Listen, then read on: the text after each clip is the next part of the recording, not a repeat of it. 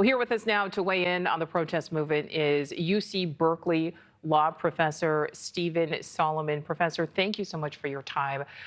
I'd like to just start with what Nancy just ended with there, that there are some Jewish students who are afraid to speak out, afraid to show their face on camera. What is your reaction to that?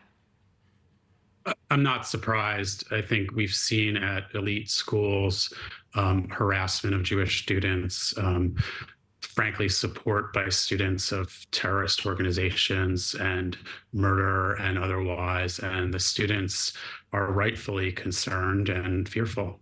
And you've written, I know, at least one opinion piece on this movement. What is your reaction to the protests we are currently seeing on campuses? Does it seem like the tone has changed from what was happening even a few months ago? I don't think so. I think obviously there's been what's happening is some colleges are finally enforcing the rules, although at Columbia they seem to have now decided not to. And so you're seeing reaction to that. But if you look at campuses, this is a phenomenon that is really centered at only certain campuses. You're not seeing this at the University of Florida, for example.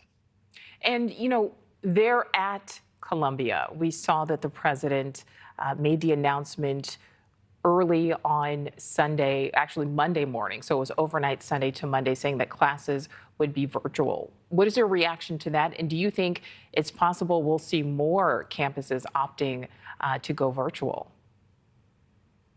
You know, my reaction is I think I parent my children better than I think the president of Columbia runs Columbia. Protest is valid. Free speech is valued, but violating the rules is not free speech. Harassing Jewish students and making them unsafe is not free speech. And so I don't think this will spread to other campuses, as I think you said in the prior segment. The semester is coming to the end, and these students will go home to their very nice and wealthy houses and do whatever they do, but they're not going to stay over the summer. So we do know that the semester is coming to an end. Until that happens, do you think there's some way to find some sort of middle ground? Is there a middle ground to even be found? I mean, the middle ground is these protests should be allowed, but within time, place, and manner. The scenes that you're showing are violating the school rules. It's certainly valid to protest. I question why, out of anything else in the world, these students are focusing on this issue and its association with Jews. But the solution is to enforce the rules. What I think is going on is that administrators are hoping they can sort of muddle through to the end of the semester. And classes are over this Friday at Columbia. That's what they're trying to do, frankly. What do you think happens next?